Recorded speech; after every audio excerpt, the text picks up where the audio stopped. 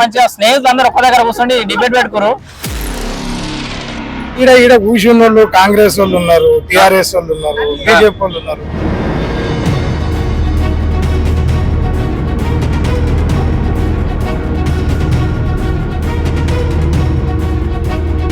ఇక్కడ లేదా ఎక్కడనే లేదు అసలు కాంగ్రెస్. ఎందుకు ఎట్లా ఇక్కడ పనులు చేయలేరు వాళ్ళు. కాంగ్రెస్ వర్సెస్ బీజేపీ రెండింటికి పోటీ ఉంటుంది. అంతేనా? టిఆర్ఎస్ కన్మరుగైనట్టే. 9 తారీఖు నాడు ఇస్తున్నారు ఏవి అలాగనే 2 లక్షల రూపాయలు అమలు చేసా తీర్పుకోమని చెప్తుంది. మరి ఇంతవరకు తీర్పుకున్నది ఏముంది? ఇంకా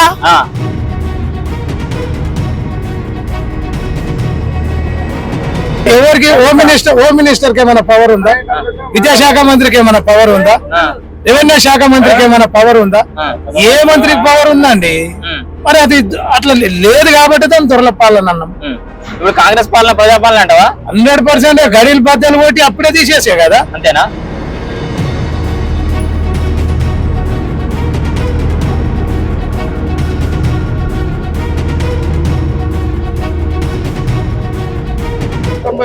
ఎల్లకి తెచ్చిపోతుంది. ఎందుకే గవర్నమెంట్ కూలగొడతారా?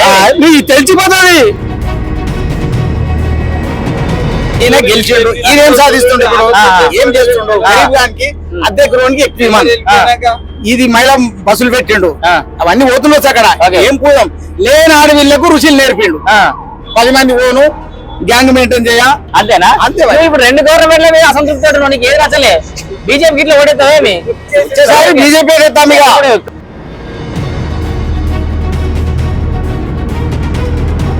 మేమేమది కాంగ్రెస్ అది కాదు, ఇది పెత్తనం కాదు. ఆమె ఇచ్చిన మరి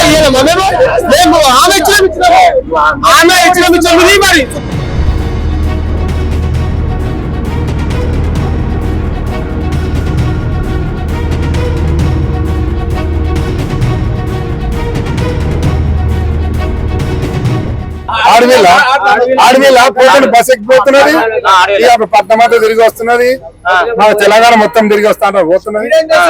పొద్దుకి 10 గంటల రాత్రికి వస్తున్నది. ఎడికి పోయినామంటే నేను మధ్యలో కలవేసి అదాగా వచ్చాను.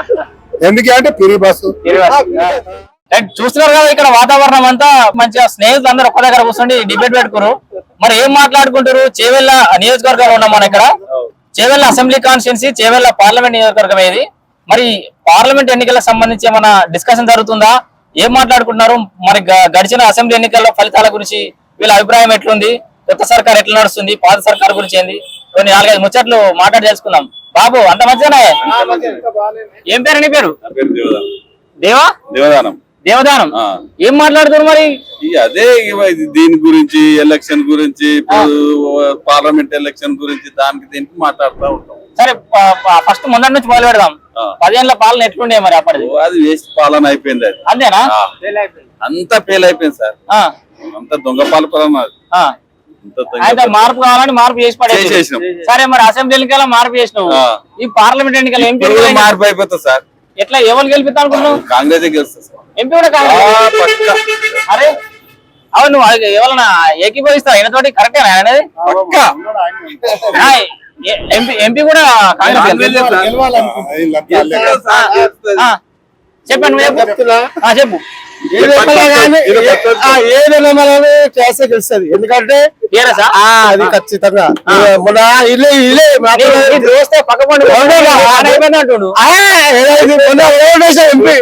మిత్రులు కట్టిరు. మా ఎమ్మెల్యే గెలిపించుకున్నాం. ఇప్పుడు మా ఎంపీ ఎట్లున్న ఎంపీ సేమ్ ఎంపీ గెలుస్తాడు.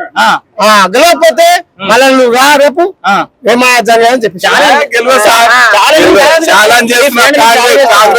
ఆయన ఏమన్నా చెప్తాను.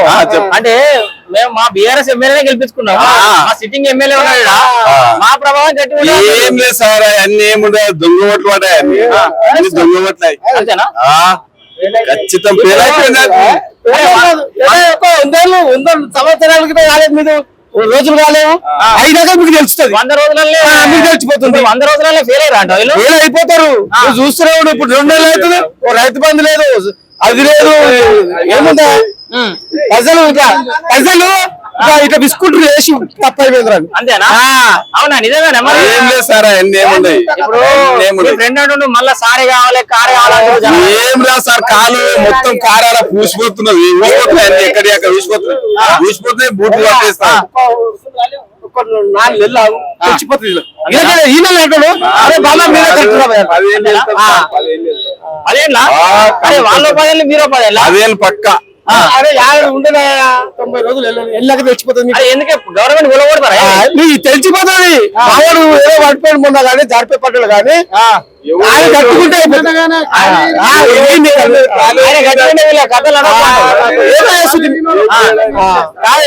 బాబు ఇప్పుడు విశ్వేశ్వర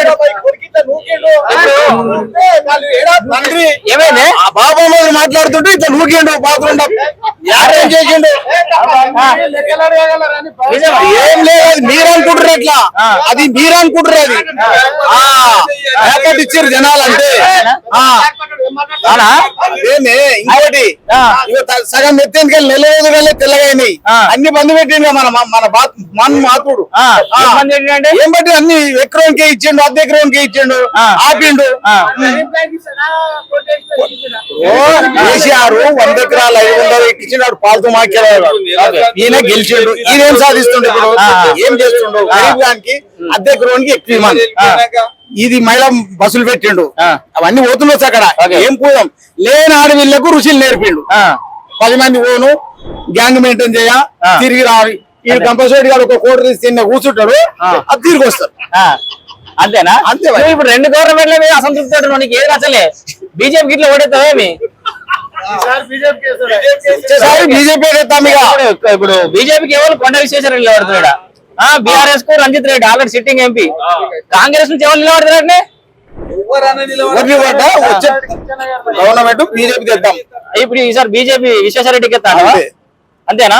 ఏమన్నా చేసిండు విశ్వేశ్వర రెడ్డి? ఏమన్నా ఈయనేం చేసిండు? ఈయనేం బీకిచ్చాడు? ఎన్ని ఎంచుకున్నావు నువ్వు రేవంత్ రెడ్డి దగ్గరికి?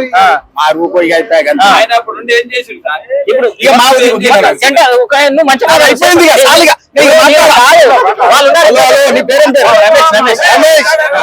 1,00,000 రూపాయలు ఇచ్చినా నేను ఇంకో మాట మంచి మాట, 1,00,000 కొట్టుకున్నా ఇంకోటి మాట్లాడు. మంచిగా మాట్లాడు. రాష్ట్రానికి అందరూ తీసుకోవాలి పోతారని రాష్ట్రానికి గెలిచి పెడదాం. కేంద్రంలో బీజేపీ వస్తా అధికారంలోకి గ్యారెంటీ మోడీ, మళ్ళీ మోడీ గవర్నమెంట్ వస్తాడు. మోడీ గవర్నమెంట్ వస్తేనే పారమడతారు. ఇప్పుడు రాహుల్ గాంధీ భారత్ జోడో యాత్ర చేసిండు, న్యాయ జోడో యాత్ర చేస్తుండు. అంతేనా? అరే మేము కర్ణాటక గెలిచినాం, తెలంగాణ గెలిచినాం, అంతా గెలుచుకుంటున్నాం. అందరు తీసుకుంటా, మీ అందరితో మాట్లాడడానికి వచ్చిన శంకరయ్య. ఇప్పుడు వీళ్ళందరూ మాట్లాడిన దాంట్లో నువ్వు ఎవరి మాటతో ఏకీభవిస్తున్నావు? ఎవరు నా మాట నాకు సొంతమే ఉంటది కానీ మాది నీ సొంత మాట ఏంది? ఎవరు చెప్తారంటావు? ఆ సొంత మాట మాది టిఆర్ఎస్ పార్టీ ఉంటది, టిఆర్ఎస్ కే రావాలని మేము అనుకుంటాం. ఇప్పుడు అంటే ఈ సిట్టింగ్ ఎంపీనే గెలిపిస్తారా? రంజిత్ రెడ్డి గెలిపిస్తాం. అరే మొత్తం ఇక బీఆర్ఎస్ కన్వర్గ్ అయిపోయింది, భూస్థాపిత అయిపోతా అంటారు. ఏం కాదు రంజిత్ రెడ్డి గెలుస్తాడు, రంజిత్ రెడ్డి వస్తాడు. మాకైతే రంజిత్ రెడ్డికి వేయాలని మా ఇష్టం. అంతేనా? ఇప్పుడు రాష్ట్రంలో అధికారంలో కాంగ్రెస్ ఉంది, కాంగ్రెస్ ఉన్నది. ఇప్పుడు అధికారంలో ఎవరు ఉంటే వాళ్ళు జరంత పట్టు ఎక్కువ ఉంటది కదా, పట్టు ఎక్కువ ఉంటుంది, ఎఫర్ట్స్ ఎక్కువ పెడతారు. మరి వాళ్ళ కేంద్రంలో బీజేపీ ఉన్నది, ఎమ్మెల్యేనే గెలిచింది కదా, ఎమ్మెల్యేతో. ఇప్పుడు ఏ నియోజకవర్గాలలో ఎంపీ ఆయన గెలుస్తాడు. ఇప్పుడు బలం మాదే అవుతుంది. మళ్ళీ ఇప్పుడు ఎంపీ మా పార్టీ అయినా గెలిచాడు. ఎంత చాలా తక్కువ ఓట్లతో గెలిచింది కదా, తక్కువ 260 తో చాలా తక్కువ ఎమ్మెల్యేని గెలిపించుకున్నాం. మా ఎమ్మెల్యే గెలిపించుకున్నాం. మా నియోజకవర్గంలో, మా సేవల నియోజకవర్గంలో మా ఎమ్మెల్యేని మేము గెలిపించుకున్నాం. ఇక లోపల బయట అంతా మాకు మొత్తం సేవల ఎంపీ పరిధిలో 7 నియోజకవర్గాలు ఉన్నాయి. ఒక 4 మీరు గెలిచారు, 3 కాంగ్రెస్ వాళ్ళు గెలిచారు. మా ఎంపీ అయితే మేము గెలిపాం, మా ఎమ్మెల్యే అయితే మేము గెలిపించుకున్నాం. ఖచ్చితంగా మళ్ళీ ఎంపీ బీఆర్ఎస్ ఎంపీకి మేము కోషిష్ చేస్తాం. ఇప్పుడు ఎవరిద్దరి మధ్యలో అంటే ఇప్పుడు బీఆర్ఎస్ కాంగ్రెస్, బీజేపీ బీఆర్ఎస్ ఎవరి మధ్యలో పోటీ ఉంటాయంటూ ఉంటది. ఆయన కొండ బీజేపీ నుంచి ఆయన ఊట్లాడుతుండు. ఇప్పుడు ఈయన కాంగ్రెస్ నుంచి టీఆర్ఎస్ నుంచి రంజిత్ రెడ్డి విశ్వేశ్వర రెడ్డికి రంజిత్ రెడ్డికి పోటీ పడుతున్నది. ఈ కాంగ్రెస్ లెక్కలకు ఎత్తలేవు నువ్వు. కాంగ్రెస్ కి వస్తలేదు కానీ వీళ్ళిద్దరికే పోటీ పడుతుంది. కాంగ్రెస్ ఎందుకు ఎట్లా? అరే ఇక్కడ లేదా లెక్కలనే లేదు అసలు కాంగ్రెస్. ఎందుకు ఎట్లా అంటే మరి ఇక్కడ పనులు చేయలేరు వాళ్ళు గట్లని. గతంలో ఏలే కరెక్టే కానీ మరి అధికారం ఇచ్చారు కదా రాష్ట్రంలో వాళ్ళకి, ఇప్పుడు అధికారం ఇచ్చినట్టు ఏదో తొండో పండు చేసి వచ్చిరాలు. ఆ వాగ్దానం తొమ్మిది పండు వాగ్దానాలతో వచ్చారు. 20 వాగ్దానాలు చేసి వచ్చారా? అంతే అంతే. లేరంటవా?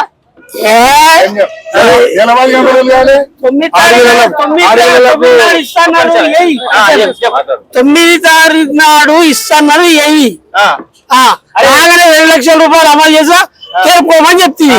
మరి ఇంతవరకు తీర్పుకున్నది ఏముంది ఇంకా?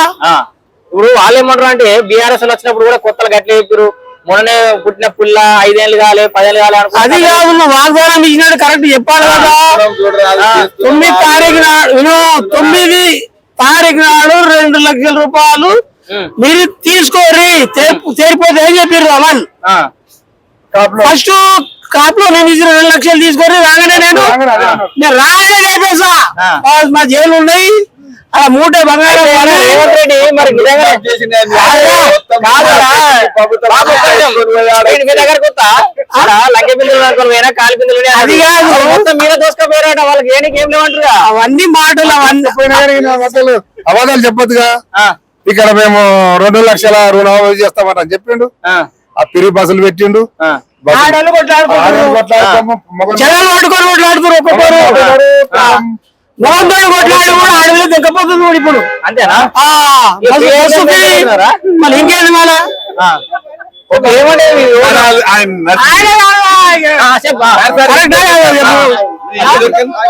చెప్పండి ఏమంటారు మీరు? ఏమంటారు?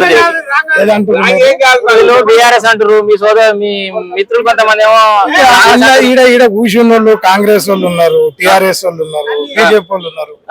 ఎవరు పార్టీ పాట అలా వాడుతున్నారు. ప్రజల నిర్ణయం కావాలి. మీ అభిప్రాయం ప్రకారం అంచనా అభిప్రాయం కాంగ్రెస్ వర్సెస్ బీజేపీ రెండింటికి పోటీ ఉంటది. అంతేనా? బీఆర్ఎస్ కన్మరుగైనట్టే. అంతేనా? తెలంగాణ తెలంగాణలో ఒక ఎంపీ గెలిస్తే గ్రేట్ అండి. అంత సవాల్ తీసుకుంటారు బీజేపీ అండ్ కాంగ్రెస్. అంతేనా? BJP versus BRS. బీఆర్ఎస్ ఒక్క సీట్ గెలిచిన కష్టం అంట బీఆర్ఎస్. చాలా కష్టం. అంతేనా? పరిస్థితులు అంతా మరి 100% అని చెప్తున్నా. దేని గురించి? ఏది రేపు వచ్చే ఎలక్షన్ ఉంది కదా, దానిలో ఒక్క సీట్ కూడా రానికి కష్టమే. బీఆర్ఎస్ ఒక్క సీట్ కూడా రాదు అని చెప్తున్నా. ఇప్పుడు కూడా చెప్తున్నా రంగంలో దిగుతుండే ఇలా సమీక్ష చేస్తుంది కేసీఆర్. కూడా రాడు అని చెప్తున్నా. కేసీఆర్ వచ్చినా కూడా కష్టం రాడు అని చెప్తున్నా. కేసీఆర్ సీఎం ఉన్నప్పుడు మరి రంగంలో ఉన్నట కానీ అడ్వాన్స్ గా 20 కార్లు అయితే పెట్టుకున్నాడు కదా. అంటే ప్రజల దెబ్బకు దిమ్మ తిరిగి కింద పడిపోయిందా లేదా? అందుకే నియంత పాలన మానుకోవాలి. ప్రజాసేవ కోసం మనం రాజకీయాలలోకి వస్తున్నాం కాబట్టి ప్రజలతోని మమేకమై ప్రజల మంచిని కోరి ప్రజల మేలును కోరి ప్రజల యొక్క సేవా కార్యక్రమాలలో నిమగ్నం కావాలి రాజకీయ నాయకులు. ఒంటెత్తి పోకుండా పోయినట్ట ఒంటెత్తి పోకనే కదా నియంత పాలన. కాకపోతే నలుగురే కేసీఆర్, కేటీఆర్, హరీష్ రావు అన్ని రావులే. ఎవరికి హోమ్ మినిస్టర్ కి ఏమైనా పవర్ ఉందా? విద్యాశాఖ మంత్రికి ఏమైనా పవర్ ఉందా? రెవెన్యూ శాఖ మంత్రికి ఏమైనా పవర్ ఉందా? ఏ మంత్రికి పవర్ ఉందండి? మరి అది అట్లా లేదు కాబట్టి దాన్ని దొరల పాలన అన్నాం. ఇప్పుడు కాంగ్రెస్ పాలన ప్రజాపాలన అంటావా? 100% గడిలు పద్దెలు కొట్టి అప్పుడే తీసేసే కదా. అంతేనా? మరి ఇంకేముంది అలా కనిపించలే. ఇప్పుడు 100 రోజులు నిలబడి ఇప్పుడు మీరు అంటున్న కేటీఆర్ అక్కడ అంటుండు 100 రోజులు కూడా నిలబడది. త్వరలో మన కేసీఆర్ వస్తాడు, మన కేసీఆర్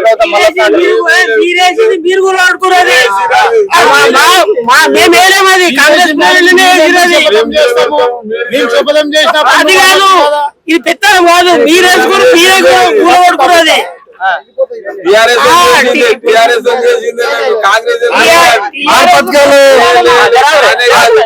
ఆర్పత్కాలు చేస్తాను. ఆర్పత్కాలలో ఇప్పుడు నెల 15 రోజులు అవుతుంది. ఇప్పటికొకటి అడవిళ్ళకి అధికారం ఇచ్చిండు. వాళ్ళు ఏడ మదిన కడవ షాయాగా వస్తుంది. మూడేం బాగా 4 వరకు మొగడు జరిగింది.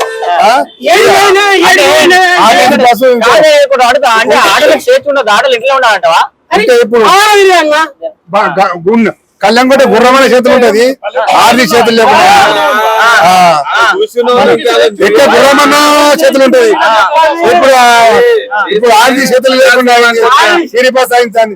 ఆ ఇంటికి తయారైపోను ఆడవిల్ల పోతుంది బస్ ఎక్కిపోతున్నది ఇక పట్నం అంతా తిరిగి వస్తున్నది మన తెలంగాణ మొత్తం తిరిగి వస్తా పోతున్నది పొద్దున 10 గంటల రాత్రికి వస్తున్నది ఎడికి పోయినామంటే నేను మధ్యన కలవేసి అదాగా వచ్చాను ఎందుకంటే పిరి బస్సు చాయ్ కోసం చాయ్ కోసం ఎందుకు అయినావు అంటే చాయ్ కోసం ఎందుకు అయినావు అంటే నాకు 20 రూపాయలు చాయ్కి అవుతున్నాయి కానీ బస్ అంతా పిరి నేను ₹1 పెట్టేది లేదు మహిళల గురించి మహాలక్ష్మి పథకం అని అంటే రకరకాల పథకాలు పెట్టిండు వాళ్ళకి సిలిండర్ తక్కువ చేస్తుండు గ్యాస్ లా గానీ ఏది లేదు 6 పథకాలు పెట్టిండు ఏది అమ్మలు కాదు ఏది ముందుకు రాలేదు ఇప్పుడు ఏడికే ఇప్పుడు బస్సుల కాండే కింద మీద అవుతున్నది ఇప్పుడు వారం రోజుల 15 రోజుల బస్ డిపో బస్సులో బంద్ పెట్టేస్తారు ఆ బస్సులో నడవనామలు ఇరిగిపోయినాయి ఆ డిపోలు అక్కడ బతుకుంటారు దానికి ఖర్చులకు పైసలకు జీతాలకు పైసలు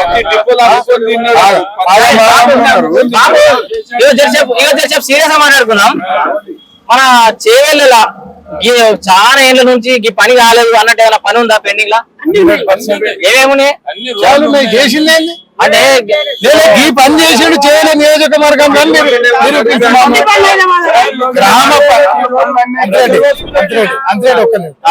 గ్రామ పంచాయతీలో గ్రామ పంచాయతీలల్లా యావత్ తెలంగాణ తీసుకో అందులో భాగంగా మా చేయలే నియోజకవర్గం తీసుకో కేసీఆర్ కట్టించిన ట్యాంకులన్నీ అంటే స్వతంత్రం వచ్చిన తర్వాత వాటర్ ట్యాంకులే కట్టలేదా గవర్నమెంట్ అన్ని ఇల్లే కట్టిరా కట్టిన ట్యాంకులకు కలర్ వేసుకొని బిల్లులు తీసుకున్న ఆ పాత ట్యాంకులకు బిల్లులు కలర్ వేసి బిల్లులు తీసుకున్నారు దానికి నిదర్శనం ఇక్కడ చూపిస్తాం మిషన్ భగీరథల ఇంటింటికి మంచినీళ్ళు ఇచ్చారు కానీ ఏడు వచ్చినాయి ఏ ఇంటికి వచ్చినాయి గింతనా బుడ్డపోడు చుసు పోసుకున్నంత అంతేనా ఏడు ఓనబ్బా బుడ్డపోడు చుసు పోసుకున్నట్టే అది నీళ్ళు ఇచ్చినట్ట ఈ బోర్లు వేసిన దాంట్లో తీసుకపోయి వాళ్ళ కలిపి మిషన్ భగీరథ నీళ్ళు అంటే ప్రజలను మోసం చేసినట్టే వ్యవసాయం ఉందా మీకు ఏమైనా దగ్గర వ్యవసాయం వ్యవసాయాల గురించి మాట్లాడదాం వ్యవసాయం ఎట్లుంది దండుగ అయిందా పండుగ అయిందా వ్యవసాయం తెలంగాణ వచ్చిన తర్వాత పండుగ అయింది బంగారు తెలంగాణ అయింది బంగారం పండుతుందన్న కేసీఆర్ అన్నాడు పంటల విషయంలో ఎట్లున్నాయి నీళ్ళు వచ్చినాయా ఎట్లుంది మాకేమన్నా ఈ రంగారెడ్డి జిల్లాలో చేయాల నియోజకవర్గంలో కాలువలు ఎక్కడేయాలి బోర్తోనే వండియాలి కదా ఒకటి ఆయన ఒప్పుకోవచ్చు అంటే 24 గంటల కరెంటు విద్యుత్ మాత్రం ఈ ఏరియా మాత్రం నిరంతరంగా ఉండే అదొకటి ఒప్పుకుంటాం మీరు చెప్పండి వ్యవసాయం మాకు కూడా వ్యవసాయం ఉంది మేము ఇప్పుడు ఈ 10 ఏళ్ల సంది వ్యవసాయం ఆయన వచ్చిన సంది 24 గంటల కరెంటు అప్పుడు ఆటోమేటిక్ కాలిపోతుండే ఇష్టారాలు కాలిపోతుండే కరెంటు వోల్టేజ్ లేక ఇప్పుడు అన్ని మంచిగా రైతు పండించండు మీరు ఇప్పుడు మరి అసలు బీఆర్ఎస్ ఎందుకు ఓడిపోయినట్టు ఎందుకు ఓడిపోయిందంటే ఇక 10 ఏళ్ళు చేసిండు కదా 10 ఏళ్ళు చేసినాక ఊపిరి అది అమ్మక తిన్నాడు ఇది అమ్మక తిన్నాడు అని ఈయన బదలాం చేసి గెలిచిండు 6 పథకాలు పెట్టిండు 6 పథకాలల్లా ఇప్పటికి ఫస్ట్ ఏంది అడవిలను బస్ ఎక్కించేదే తీసిండు అది సగానికి రాలే ఫెయిల్ అయిపోయింది ఆ వారం రోజులలో డిప్పనే బంద్ అయిపోతుంది ఈ ప్రాజెక్టుల గురించి మస్తు బాధన చేసి మరి అన్ని ఊలిపోతున్నాయి అంటారు అంత ఏంది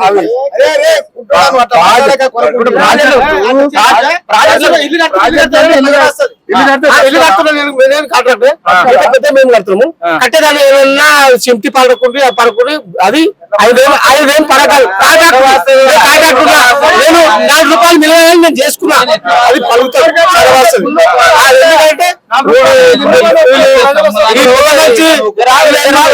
తప్పుంది అది ఇప్పుడు చిన్న పర్ర అని చెప్పి కేటీఆర్ అప్పుడు అన్నాడు ఇప్పుడు అన్ని సేఫ్టీ బ్లాక్ అన్ని కొట్టుకపోతున్నాయి ఇప్పుడు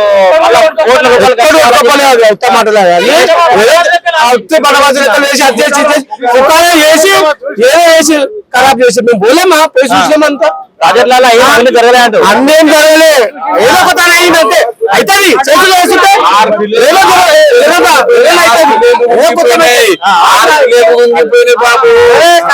నాణ్యతమైన నేనే ఇంజనీర్ నేనే కాంట్రాక్టర్ నేనే తప్పు కాంట్రాక్టర్ లేదు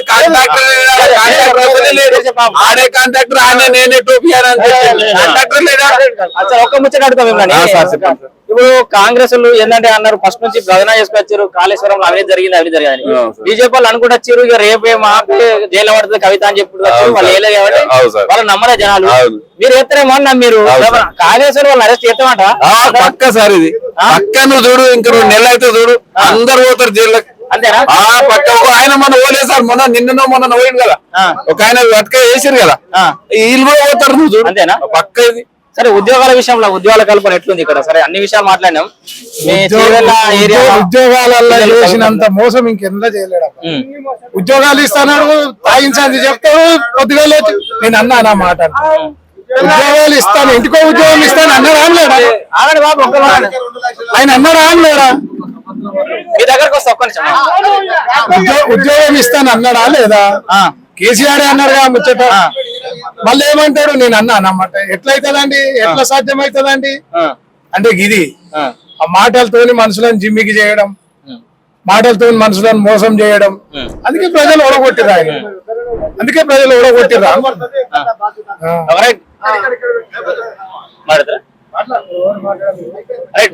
చూసినాం కదా ఇది చేవెళ్ళ పార్లమెంటరీ పరిధిలో ఉన్నటువంటి వీళ్ళు పెద్ద మనుషులు చెప్తున్నటువంటి పరిస్థితి ఇలా క్షేత్ర స్థాయిలో ప్రజలందరూ వాళ్ళ అభిప్రాయాలు ఎట్లా ఉన్నాయో కూడా చూసినాం కదా రకరకాల అభిప్రాయాలు ఉన్నాయి భిన్నాభిప్రాయాలు కాంగ్రెస్ మంచి చేస్తుంది చేయబోతా అని చెప్పేసి కాంగ్రెస్ అభిమానులు కొంతమంది అట్లాగే బీఆర్ఎస్ ఓటమి కారణాలు తెలుసుకున్నాం అట్లాగే ఈ వ్యవసాయానికి సంబంధించిన అంశాలు తెలుసుకున్నాం రాబోయే ఎన్నికల్లో ఎవరు గెలిచే అవకాశాలు ఉన్నాయి ఏంటని కూడా చాలా విషయాలు అయితే డిస్కస్ చేసినాం క్షేత్ర స్థాయిలో ఇప్పటికైతే మిక్స్డ్ టాక్ అయితే ఉంది మొత్తానికి ఇంకా వన్ సైడెడ్ గా పలానా పార్టీ నాయకుడు గెలుస్తారనే టాక్ అయితే ఇంకా రాలేదు పార్లమెంట్ ఎన్నికలకు ఇంకంత సమయం ఉన్న నేపథ్యంలో మరి జనాల అభిప్రాయం మరి ఏమైనా మారుతుందా ఈ రాజకీయ నాయకులు ప్రచారంలో భాగంగా వీళ్ళ మనసులను ఏమన్నా మార్చే ప్రయత్నం చేస్తారా వాళ్ళ ఎంతవరకు ప్రభావితం చేస్తారని మాత్రం మనం వేచి చూడాలి ప్రభుత్వం ఇస్తుంది కానీ నేను ఎందుకని ఇస్తున్నా లేకపోతే కేసీఆర్ ఎందుకని ఇస్తుందా లేకపోతే అలా అయ్యిస్తున్నా లేకపోతే ఎవరిస్తున్నా ప్రభుత్వం మనకే తినిపిస్తున్నాడు ఏ ప్రభుత్వం వచ్చినా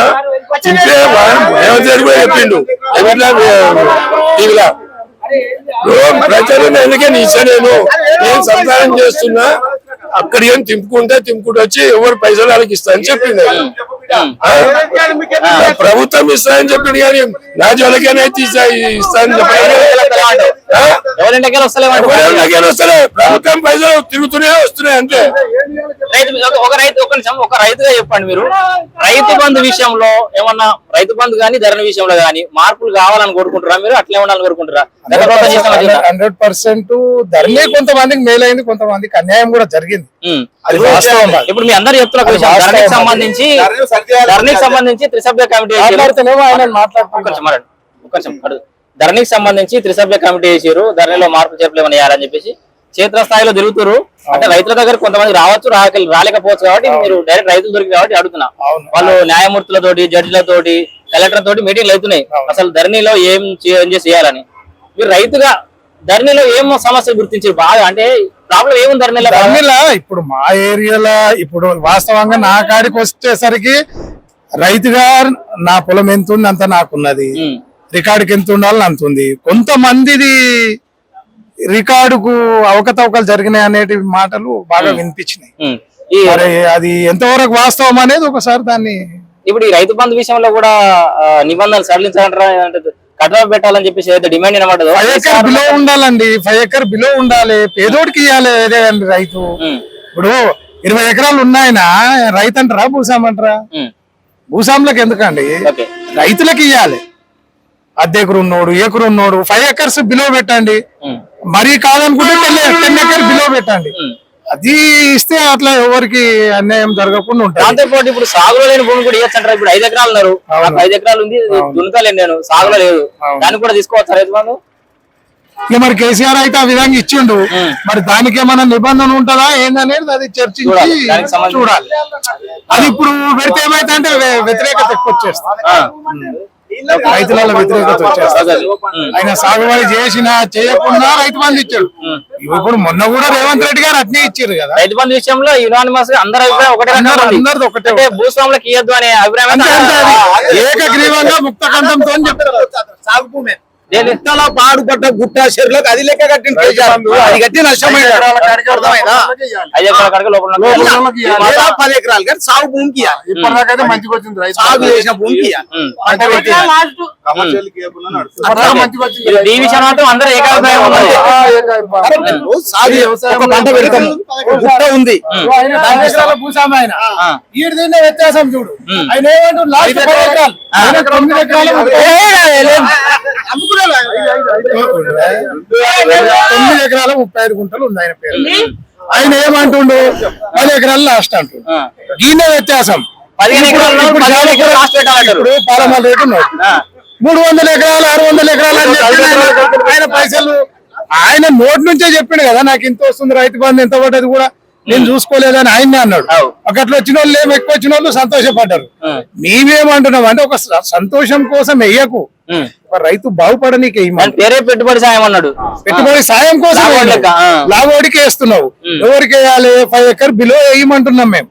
అది ఎవరన్నా ఉండని రైతులు సాగుబడి చేస్తుండా చేస్తలేదా అది చూసేస్తామంటే అది గవర్నమెంట్ నిర్ణయం. అది రైతు బంధు మాత్రం 5 ఎకర్ బిలో ఉండి వేస్తేనే మంచిది అంటున్నాం. రాష్ట్రం అప్పుల పాలు కాదు. చూస్తున్నారా, ఇది చేవేళ్లలో క్షేత్ర స్థాయిలో రైతుల యొక్క భిన్న అభిప్రాయాలు ఉన్నాయి. రైతు బంధు విషయంలో అట్లాగే ఈ రైతు బంధు విషయంలో మాత్రం ఏకాభిప్రాయంతో ఉన్నారు. వీలైతే 5 ఎకరాలు 10 ఎకరాల లోపు రైతులకు మాత్రమే ఈ రైతు బంధు ఇవ్వాలని చెప్పేసి ఈ ఒక్క విషయంలో మాత్రం యునానిమస్ అందరి అభిప్రాయం ఒకటే రకంగా ఉంది. ఇక రాజకీయాల విషయంలో మాత్రం భిన్నాభిప్రాయాలు అయితే ఉన్నాయి. ఇది క్షేత్రస్థాయిలో ఉన్న పరిస్థితి.